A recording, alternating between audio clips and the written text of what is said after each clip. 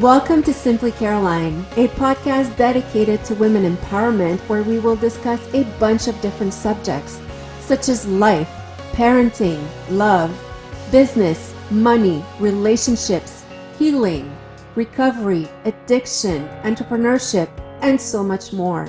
A podcast I'll do my best to keep simple, fun, and relatable and bring you tools to help you better your life. So thank you for being here. And here's your host, myself, Caroline Blanchard. Hello, everyone. Thank you for being here again. This week, we have our digital marketing expert, Melissa McClelland. Hi, Melissa. Hello. So happy to be back again. I cannot wait to dig into today's topic. I think that your listeners and your viewers are going to love it. Absolutely. And for those of you who haven't seen the first podcast that aired in January, go see it. No, actually it was in February. Sorry. Go see it because there was a lot of good tricks here. There's one thing that was explained well in that podcast that we're going to retouch on because I think it's really like the basic of everything, which is the avatar. But before going into that, let's just see what are we going to talk about today. We're going to talk about I think it can be called landing pages as well. But you know, when you go on a website and they offer you a freebie and you're like, should I put my email address in or shouldn't I? Am I going to get more emails? Well, know that, quite often these are like crucial pieces of information that, first of all, whatever the subject you're in, it's going to give you the basic of what the person is in their field. And today, Melissa is going to teach us, guide us in how to create a freebie because, you can have some that will be very effective and you can have some that will be a lot of energy and time and will give you nothing. So Melissa is going to help us to convert, freebie into action. So I'm going to let you talk, Melissa. Yeah. So whenever you are investing that time into creating your marketing assets, the end goal is a conversion of some sort, right? That is always the objective. But we want to deliver the value first because that relationship building is the key. That should always be the priority, delivering value, building the relationship, and then sales is secondary to that. So you're a lead magnet, and I also will go back to one point that you mentioned early on because it's a common misconception. So a landing page and a lead magnet, they're actually two different things, and they're not used interchangeably. So the lead magnet is usually the page that you will end up on. Like you mentioned, you go to a website or you click on an ad, you end up on a page. So that's the landing page. And then the document that you receive, that free guide, sometimes it's an ebook or free chapter of an ebook, that is the lead magnet. So that's what we're going to be talking about today are the key components that you want to make sure you include in that freebie to deliver maximum value, to build that relationship with your customer, your lead, whoever has happened upon your freebie lead magnet. And to make sure that you're also not forgetting to include the next step. So after that first interaction, after they like what they see, you want to be clear on what the next step is, and so they can continue on in your funnel. And of course, the objective is for them to become a customer or a client of yours down the line. Great. And you know what? I will let you go on with your teaching right now, but I also want to clarify one word because for all entrepreneurs out there, I find that it's a scary one. It's the word funnel. Like for me, the first time I heard that, it was just like, oh my goodness, I need to have a complicated system that will take it from there to there to there to there. Of course, I need to hire an expert, and that's why experts like you are there. But it's not that complicated either. So let's just go through that first into, demystifying the word funnel and lead magnet. Yeah. So funnels can be as simple or as complicated as your unique marketing strategy needs it to be.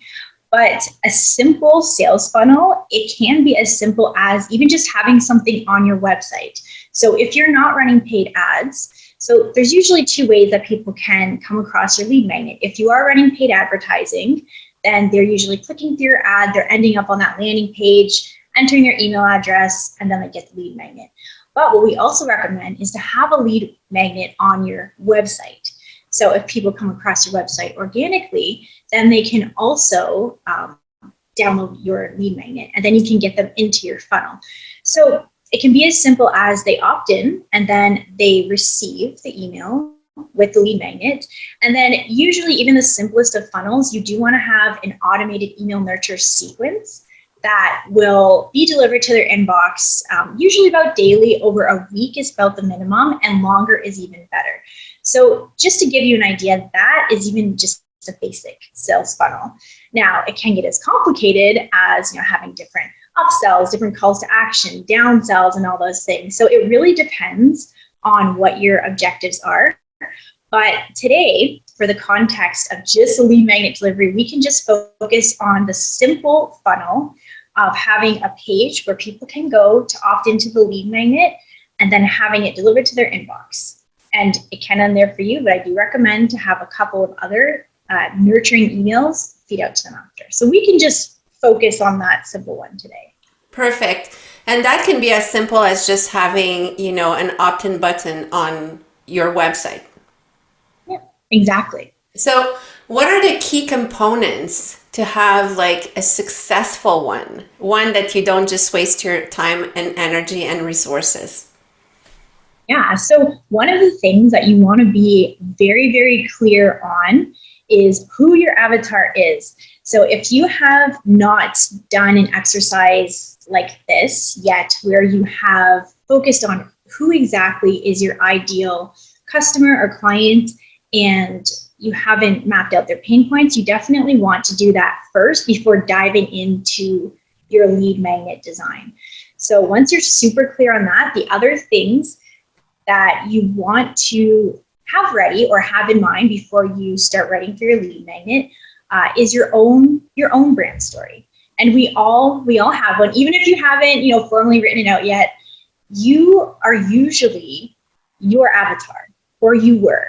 So it should be pretty easy for that part of it to have that ready. And then you also want to know what your call to action will be. And I will let you guys know some good ones that you can include. For the call to action, it's usually linking to a next step. So you want to have that link ready, but we will dig into that. Yeah, the call to action is not always like, and I'm asking also for me right now, the call to action is not always like buy this coaching program or buy this product. The call to actions are more subtle in between to keep the person engaged, right? Exactly. Yes. Okay. And then once we have figured out, okay, so I know who my avatar is. And also I want to add, like, for me, I was raised into, don't be pretentious, don't brag, don't be too conceited. Like all of this generation, that's me. So I know that when I was, writing my bio or describing my services, I was always holding back because I was just like, well, you can't brag too much, But the thing is, like, when you write these things, you need to be on the bragging side a bit, because it's you that makes yourself shine. And if you don't do it, no one else will do it. So, that's my own little tip here that I want to put into. And if you can't do it yourself, well, have someone who really likes you write it for you, or a client or a testimonial, have it write it for you, have them write it for you. And the other thing is, like, I love that you said your avatar quite often will be like you. And, that's how the whole personal branding all links together, is that we usually attract what we are. So important to be clear on that. Okay, so once we know what our offer is, what are the steps? So once you know what your call to action is, and you know who your avatar is and those pain points, so there are 9 key components in a lead magnet that is well designed and designed to convert. So when they open the lead magnet, in the very first section, you want to call out that avatar, right? So you can say something like, for example, I will use us as an example. So you may say, hey, you're an entrepreneur, you're a busy mom, you don't have enough hours in the day, it seems, to fit in self-care, or something like that. So once you know who that is, you're going to be able to really define that, and you should be able to, in one sentence, really, who that is.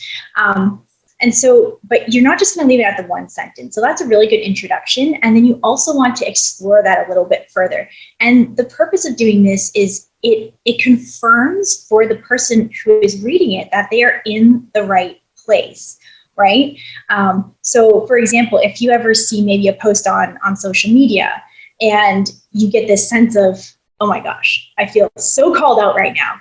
That is the effect you're trying to have in this first section.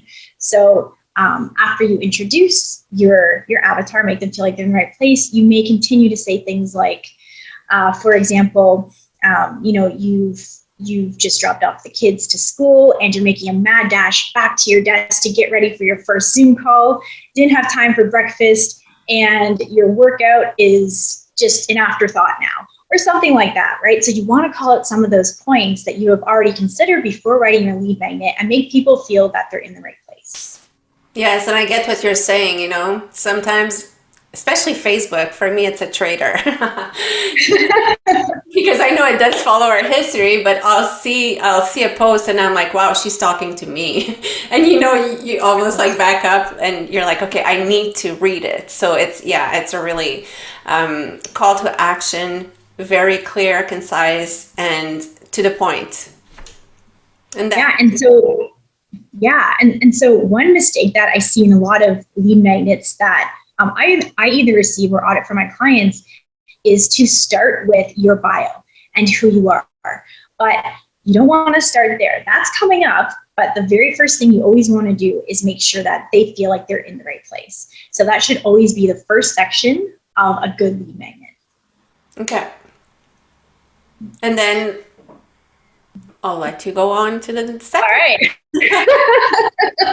Sorry, I know.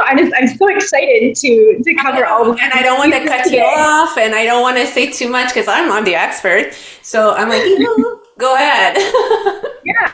Yeah, and it really is the way that this is designed. It is designed to convert. So if you want to take notes for people who are listening and come back and write this out, write your structure down, and then start filling the blanks as you go. It is going to really, really help you with your marketing and even your free marketing, like I said.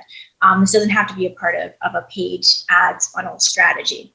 So after you have called them out, you're going to go into very specific pain points. So we talked a little bit about, and the difference between this section and the first section is from the example I gave you in the first section about, rushing back home for your first Zoom meeting, is you're describing how their life looks like on a day-to-day basis. Okay. So it's a little bit more of a broad description of pain points. Now, in this section, you're going to really specifically call out pain points. So an example might be like you're really looking forward to having your cup of coffee, and now it's cold. Like they're very specific points. So you're getting into it a little bit more, and it's also, again, you're reinforcing that feeling to the reader that, yeah, okay, I'm definitely in the right place. And it's funny you use that example, because I'm sure that all moms will recognize themselves at some point, drinking your coffee cold. Yeah. And the point why I'm saying that is that your pain point, like you said, doesn't have to be extreme or whatever. It's something from that we live into our everyday life, just like go to something that is relatable. Exactly. And writing for your marketing pieces, I mean, of course, you can hire, somebody to do the writing for you. And some people do that. But even if you're not a copywriter, even if you just sit for a minute and just think about your own day-to-day life, right? Most of us, you are or were your avatar. Just think about it. Think about the things that kind of really got under your skin, or things that annoyed you, or things that just kept happening every day and you just couldn't maybe break that habit. It doesn't have to be this big daunting task. You can just kind of sit for a minute, reflect, and just see see what comes out. So that's the second section. So calling out their pain points in detail. So now that they feel that they're in the right spot, the third section, you want to present a crossroads of sorts, right? And really good marketing materials that grab you. I know some people are listening right now have already experienced this. You're going to be presented with two options, okay? And you can word this creatively however you want. But basically, what your two options are, you can continue to live like this, running around like a mad person, being late for meetings, feeling like you're never there enough for your kids, or you can never do enough. There's never enough hours in the day. Or you can make a change and you can explore the information that I have in this lead magnet, and things are going to be better. So not in that exact sentence, right? But think about it creatively, how to present. Okay, now this is your one option. This is your second option. So you want to explain that once they implement what you're about to tell them, their life or business, whatever it is going to change for the better. So that is the third critical step to set up the rest of the lead magnet content. And tell me, like, those points, like, because I guess we could go on forever. Like, when you write that paragraph, what's the ideal length of that? Is it like pointing out 2 or 3 things, only one thing? Like, yeah, so I think so in general, the happy medium for a guide that follows this structure, what I've seen is it's usually between about 30 to 40 pages by the time it's all designed nicely, because you don't want things to be squished. You want it to be in a readable font. So by the time all the content is spaced out and written, it's usually about 40 pages in a PDF document. So you kind of want a balance between quality and quantity. So I wouldn't go over 40 pages. I'd say that's kind of your max. But I also wouldn't be, concerned about quantity. Like, if you are writing and it's flowing nicely, keep it going if it's really good. But don't, try and include like filler sentences and stuff like that. Like, oh, I went for a walk, the sun was beautiful. Like, you're not writing a novel, you're trying to really dig in to those pain points. I mean, copywriting is a whole nother thing we could probably do an entire episode or several on. But, kind of get to the point. But yeah, really focus on speaking to that person who is your avatar. Really keep them in mind when you're writing. So for the points, so actually when I get into the next section, just look at my notes here, so I don't want to miss anything. You are actually going to focus on later on about 4 to 5 key content pillars when you're delivering the value. So in overall, you're going to focus on those, and these are kind of the introductory sections that we're talking about right now. Okay. And if you want help with all of that, that's why Melissa is there. You can contact her and she will actually help you personally. So after we've done all of this, let's keep on going with the steps. I'm going to rewatch this episode and just like write it all down in details, because I assume also that once you've done it thoroughly once, it's not as painful for the other times, because you kind of know what you're doing. Because like for now, I can hear listeners being like, oh my goodness, that sounds like torture. And, it's going to take me forever. So first, there's experts that can do it for you. But second, it's also, it's not that daunting. It's just, we all know our subjects usually. It's just to really put it clear and concise on a piece of paper. A bit like writing our bio. I don't know about you, but for me, that has always been my pain point.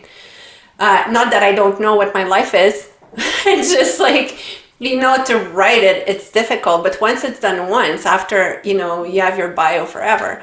So, sorry, I completely sidetracked here. So what is our next point? Oh, that's okay. And it's actually funny that you say that you're writing your own bio is a huge pain point for you, because it is for a lot of people. Even for myself, if I needed to write a bio or a brand story for somebody else, I can do it easily. It is so easy for me to objectively kind of pick out those pieces and write a really killer brand story or bio for someone.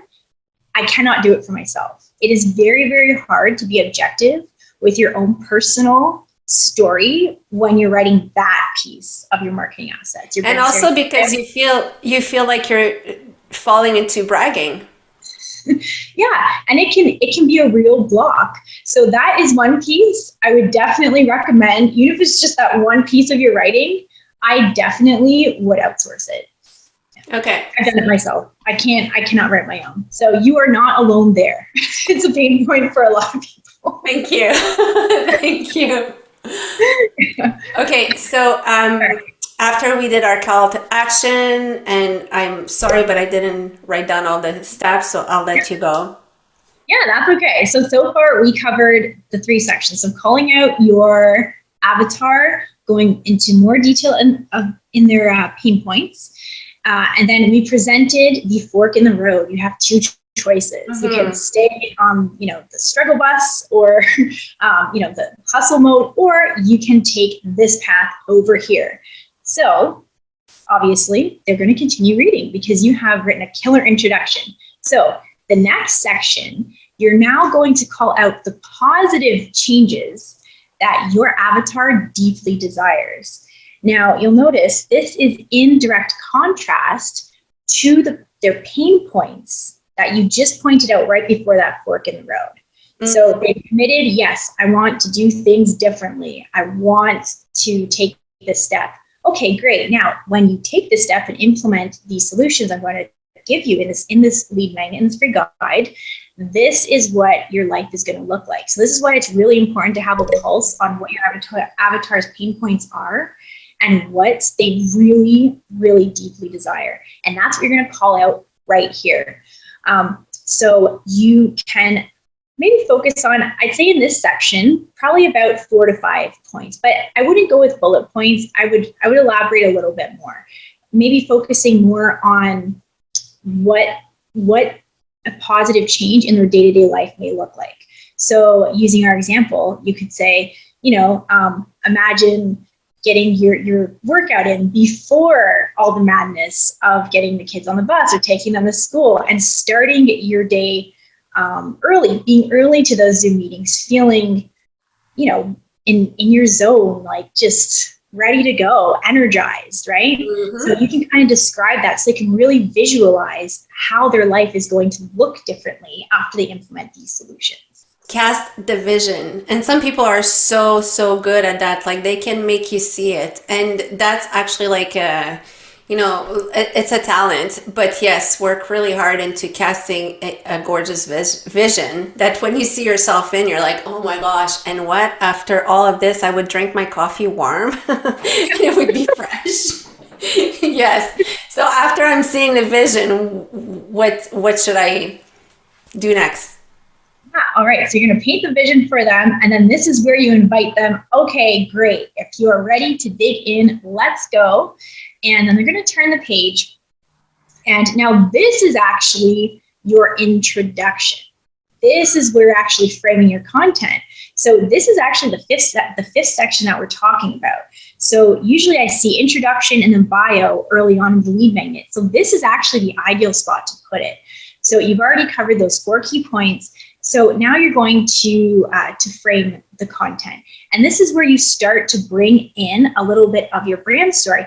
And so you mentioned sometimes it can be hard to write a bio because you feel like you're bragging and stuff like this. So framing it as your story can kind of help with removing that sense of bragging because, if some people listening are familiar with it, and if you're not, you can look it up online. The hero's journey, right, is something that is such a good foundation for writing and telling stories. And it's actually a kind of subset of the points you want to include in a good story. So here you are talking about what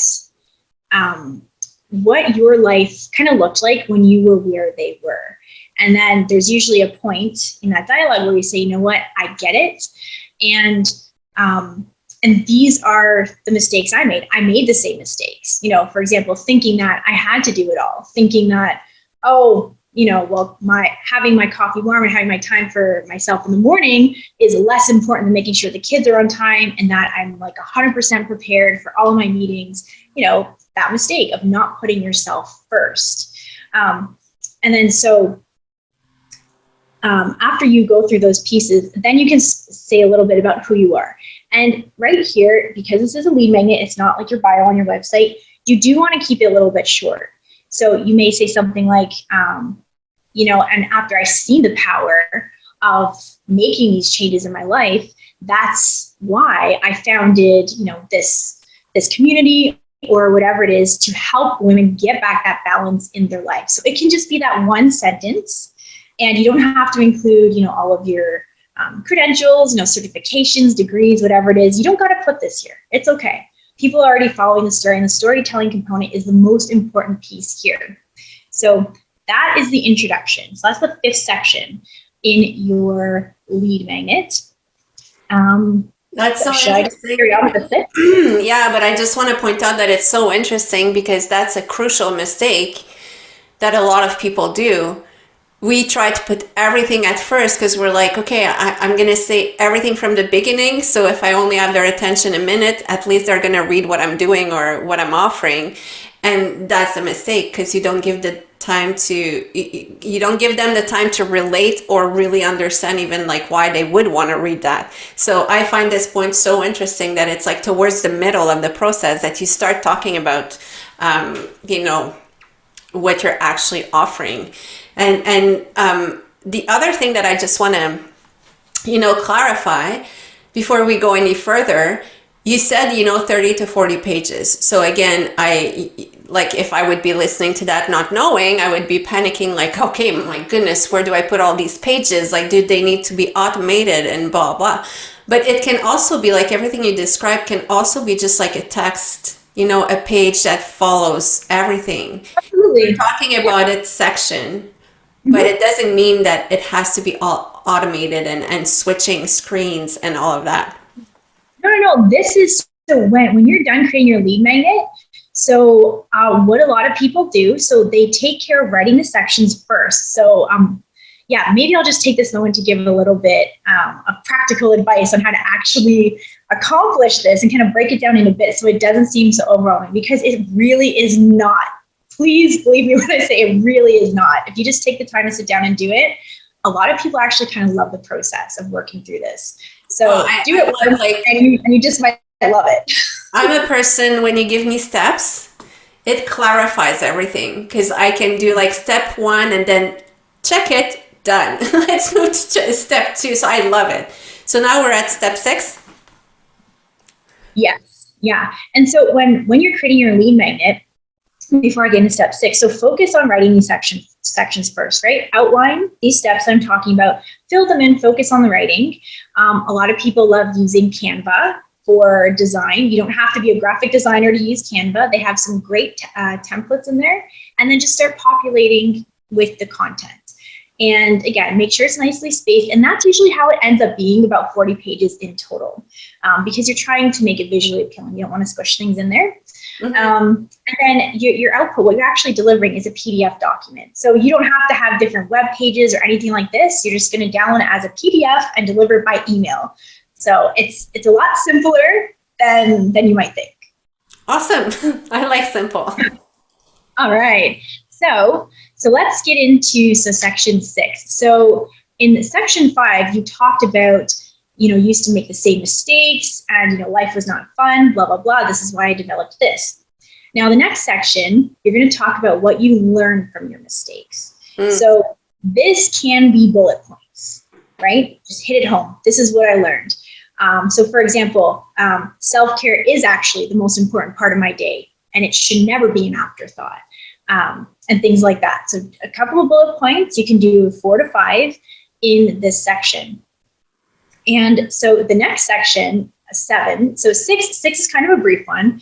And now 7, I think you're going to like, because this establishes that authority that people try to establish in kind of the I don't want to say the wrong way, but in a less effective way, by kind of listing your credentials at the beginning and the introduction. So in the next section, what you're going to do is you're going to do a little bit of myth busting. And now this is what's going to build that trust and authority. It's going to show that you know your stuff, you know your industry, and you're an expert because you're dispelling that myth. So here I usually like to say focus on 3 myths that you want to bust. So let's see if we can think of one for our example. Okay, so myth. Well, self-care is selfish. Exactly. Self-care is just like that, and then elaborate. No, this is actually why it's not. Taking care of yourself has all these benefits. You're more present. Your mental health improves. You're more focused. All these things, right? Yeah. And here, so for example, so for maybe some coaches that are in maybe a health-related field, here is where you can also, if you want to, cite a relevant article or something like that. I know this isn't going to be relevant to anyone, usually outside of a health professional environment, but it's something that you can also do in that section if that is your specialty. It could also be like, I'm just thinking here, but J-Lo uses the product. That's yes, exactly. Yeah. Who doesn't want to have J-Lo skin? I know, right? So she even age. Yeah, but no, I'm just making this point that it doesn't have to be necessarily, medical or science or whatever. It has to be something that talks to people, related to your field. Exactly. Yep. So that's where you're establishing that authority, right? So that's section 7. So only 3 myths, think of 3, easy, right? All right. So now, you've done all this work up front. These are 7 sections, and there's 9 in total. So all of this prep work, these are the really key points to make sure that people are going to be receptive to the value that you're about to provide to them in the next section. And it's going to ensure that when they get to the last step, it includes the call to action, that they're going to be all in and they want to take that step. So all of this is leading up to the next section, section 8. So this is where you are going to include all of the golden nuggets. So you want to think about 4 common mistakes, or maybe 4 beliefs that your avatar has. So again, super important to have a really good idea of this before you start writing for your lead magnet. So the best way to frame these is as common mistakes, if you can, or something in that light. And again, it's kind of similar to the previous section where you're establishing authority. You're showing, like, I understand, like, that you're doing this, but this is the solution, right? So, for example, I understand that you feel like you don't have enough time in the day. But if you do, X, Y, and Z, whatever, and now this is your framework for your offer, for your maybe coaching program or what your course does. So you can pull a lot from that and say, but when you do this, when you make the time for yourself, and then you can explain a little bit further. And now these sections, so the 4 points you're talking about, so for the mistakes, they can be very brief, like 1 sentence, but your solution, you do want to give it the proper attention it deserves, because this is what they came for. So again, I wouldn't stress about quantity, focus on the quality here. But on average, it's about maybe a half page, if you're thinking of a PDF document, about half a page to 1 page. So you can take up to 1 page to explain your solution. But yeah, you don't have to. If you can really nail it home in a half page, you're good. Okay. Awesome. So yeah, so that's what they came for. So definitely give that section proper attention. And so once you're done delivering all of your golden nuggets of wisdom and the solutions that they came here to get, you're going to finish up your last section. So this is your conclusion. And your conclusion, it does not have to be, kind of a long-winded thing. It doesn't have to be like, so in conclusion. Exactly, right? Yeah. Yeah, you're not writing, an essay or something like that. No, this doesn't have to be formal. You can just keep it short. Altogether about half a page to 1 page long. You're just going to quickly recap the content, recap the solutions you provided, and why it's critical for your avatar to implement these solutions to achieve their most desired goals, whatever that is. And again, you named those earlier on in the lead magnet. So this is why it's important. And just thank them. Thank you for taking the time to read through this guide, or whatever you want to call it. You can call it blueprint, roadmap. There's lots of creative names that you can come up with for it. And if you would like more of these, tips or strategy solutions, now here comes the call to action. So this is the way that usually kind of stacks sales funnels. I won't get into this too much, but a simple sales funnel like this, where the first action that this person is taking when interacting with your brand is a freebie lead magnet, is you want to kind of, the next action that you ask them to take, it needs to kind of build incrementally on what that first step was. So they opt into something free. So you don't want to, at this point, usually pitch them, hey, buy my $5,000 program. Now is not the time. Okay, anyone leaving it, now is not the time. So you would usually invite them to like a free community, whether you're using Facebook groups, or Mighty Network. There's some other platforms out there. So invite them to the next step, where you can continue to nurture them and then move them along to the next step in your funnel. Or if you have, so like I said, you don't want to be pitching them a high ticket offer, but you can also ask them to book a call with you. If you do strategy calls or discovery calls, that would be a good call to action. So free Facebook group, book a strategy call if your offer is a high ticket offer, or if you have a lower ticket offer. And so when I say lower ticket, that's usually anything that's like under $1,000. So maybe a monthly membership. So you can say, hey, if you want to check out my membership, then you can link them to your sales page if you have them for that membership. But even if all you have right now is a free Facebook group, that is perfectly fine and effective. Now they're in your world. And they are going to be seeing all of the content you put out there. You can even put more freebies in your Facebook group. But Facebook group strategies is kind of a different thing. Mm-hmm. But the whole key here is once they've entered your world and they've seen the value you provide, you've established your authority just with this one document. And once you have created this, it's evergreen. Yeah. People can continue to access it. It doesn't take any more of your time. It's out there working for you, establishing your authority and building that relationship for you.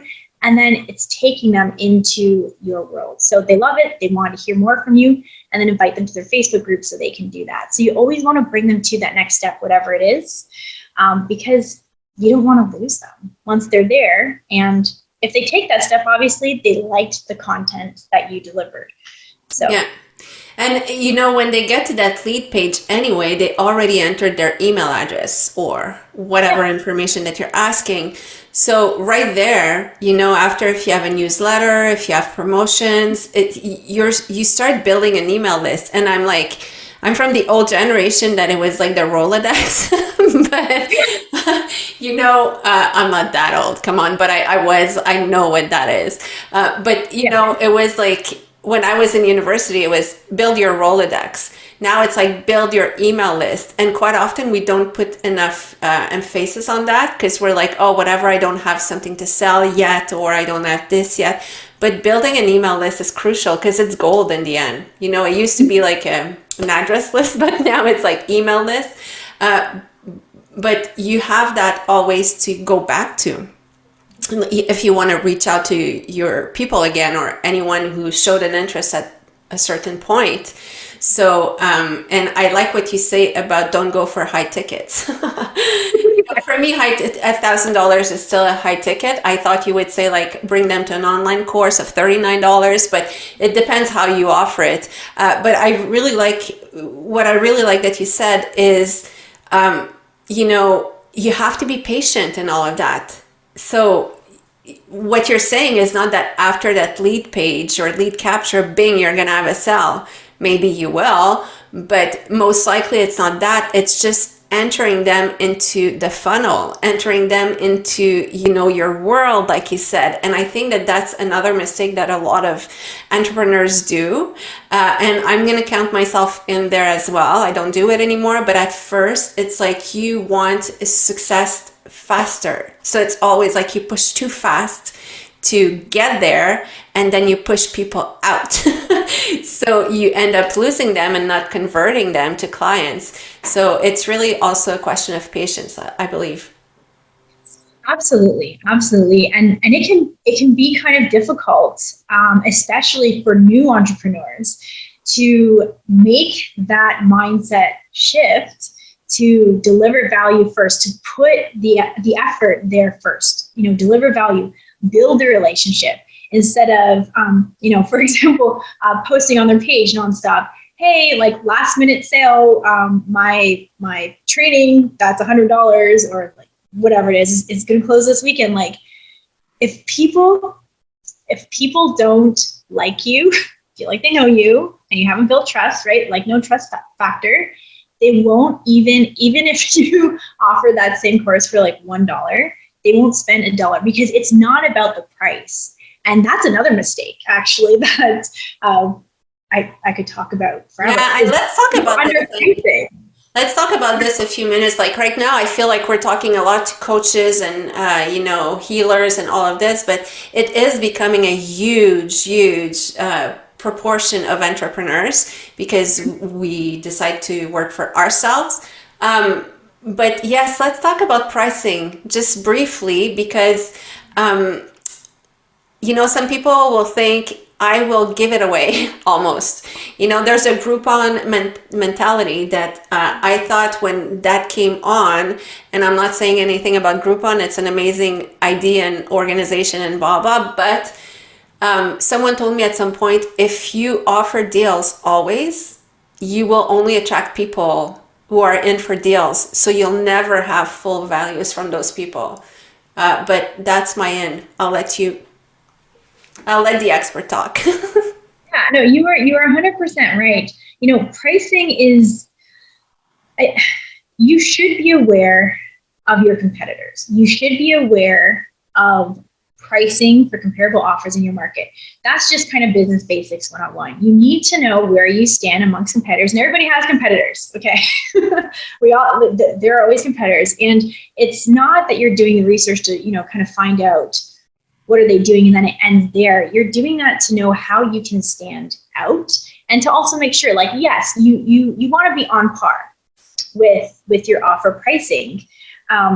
You don't want to be kind of wildly out of range. That is the only consideration I would say, is be aware.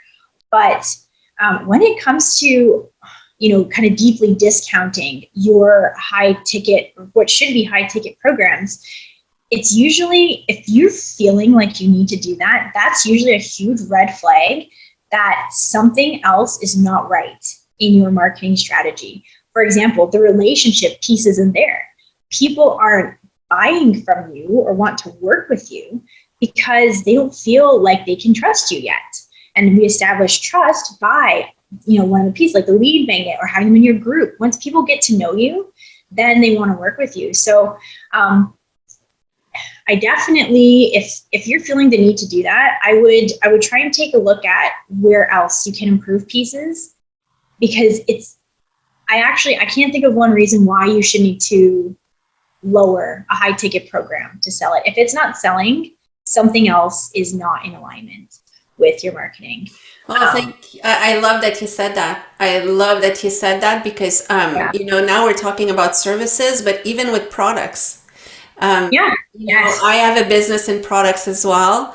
And I have this clientele that I know if I have a promotion, I phone them because that's when they buy.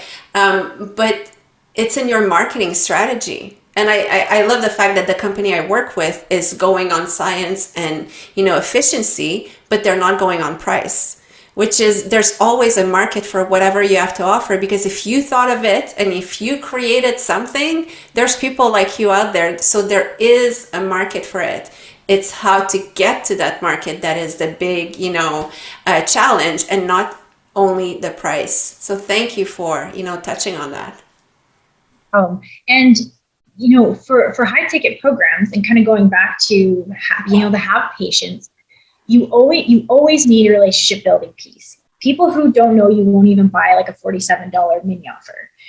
You still need that piece there, but in general, you do need a longer period of nurturing people and building the relationship. The higher priced your offer is. So that's kind of where that patience comes in as well. If you know that you have an offer that should be, priced like, let's say like 5 plus 10K, whatever it is, the trade-off there is you need to understand that you do need a longer nurture process. So people might convert. It's really funny. We see it all the time that people who opted into a free lead magnet for clients maybe a year ago, they weren't ready. They weren't ready then. A year later, they come back, they paid in full their high ticket offer. It's all about just keeping them aware of your brand and having that patience, building the relationship. And of course, over time, as your funnels are working for you, as your business is growing, it becomes very, very consistent. You have people that convert early on in the sales funnel, you have people that come back to you a year later. So and it's never about the price, right? And we hear these examples all the time. Like first, like, does Tesla vehicles ever go on sale? Or like, does Ferrari ever have a flash sale? No, they don't. And the people who are after those like high ticket and high value, when we're talking about offers, when they're after those high ticket, high value offers, when they see deeply discounted rates, a red flag goes off to them. If that's what you're trying to attract, those people, they don't want that. They want the premium. They want the high ticket. They want the VIP. They don't want to feel like they're not the same kind of people that are going to maybe necessarily, be on Groupon. Yes. And I think that that's a whole other podcast that we can do, but I've been talking quite a bit about it lately, about diluting ourselves. Like quite often as entrepreneurs, we're so scared of, if we have the opportunity to touch the whole world, that's what we want, because we're scared of starting with a smaller group and just really building the avatar of like, okay, that's really my group. So it's only 100,000 people. It's not 8 billion, so we're kind of scared because we want to touch it all, but that's diluting your efforts and your energy and your resources. So when you know who you're talking to, again, your avatar, it's going to be more guided, and then you have more chances of success. And I love actually what you said about Ferrari. I saw a post on Facebook the other day, and was it Ferrari or Lamborghini? They're like, why don't we have any TV ads? Because our people don't watch TV. And it's like, oh, they know so well exactly who their avatar is. Yeah. And I have those things in my life that, those companies, whether it be for some specific clothing or your perfume or whatever, you just know it's never going to go on sale. So, when you go shopping, you don't even look for promo codes or whatever, it's not gonna, and you make your peace with that because that's the thing that you really want. So yes, pricing is, it can be a marketing strategy. It can be a good attractive point, but you have to ask yourself if that's really what you want in your business. Well, Melissa, you gave us like so much today. Thank you. So people, that was a free course. Let's go into, marketing this. It was a free course. Re-watch it, re-listen to it, write down the steps, because I promise you, when you go one step at a time, you will convert more. And Melissa, what would you leave people with, like as a last piece of advice? Well, I would say if you've been putting off creating your lead magnet. To help put things into perspective, I would say in business as an entrepreneur, it's always about taking the next step. And sometimes it's a leap that maybe feels scary or overwhelming. But I would invite you to think about a time where you felt that you were too overwhelmed to take on something new. Think about when you did take that step and how amazing it turned out afterwards. So even though it seems like one small thing, your freebie lead magnet, it's going to be out there working for you and building that relationship. And it is also a means to get people on your list. So even though it's free, it is such a valuable asset in your marketing. So I would encourage you to take the leap, put it out there, and see what happens. And I can almost promise you it's going to be amazing. You're going to see the impact on your business as your list grows, and as your group grows, if you're inviting them to a Facebook group. So yeah, don't get overwhelmed. Just dive in, do it, see what comes out on paper, and just get it done. Awesome. That's a great piece of advice, because you are right. There's nothing more exciting as an entrepreneur than having business coming to you, and I know we all hustled at some point into like, oh my goodness, where's my next client? So even if it's only one a year that comes to you, like by themselves, you're like, oh my goodness, I love you. So, but it's never by themselves. There's always work behind it, but you know what I mean? So Melissa, thank you so much. Melissa's going to be back with us in August, I believe, in 3 months. And she's going to come with another amazing podcast like this, teaching us on how to better our digital marketing print, I should say. But if you want to reach out to Melissa, I'm going to put all of her information with the podcast or website. Sometimes also taking the leap is just going out and hiring the expert, because that is basically, stress-free, and it's all done for you. And Melissa does an amazing job with her company, Medior. It's Medior Media, or just Melissa? Please help. Medior Media. Yeah. Media. It's just like, is there a media after or not? Yes. So that's what happens when I don't want to read my notes. That's okay. It'll be in the description anyways. Exactly. So, and that's the beauty of not editing any podcasts. Yay for my great idea. So Melissa, thank you so much for being here. Thank you everyone for listening. If you have any suggestions, comments, questions, please write to me at info@simplycaroline.com, and I read them all personally and I will answer you. Melissa, thank you, and we'll see you all next week. Thank you so much.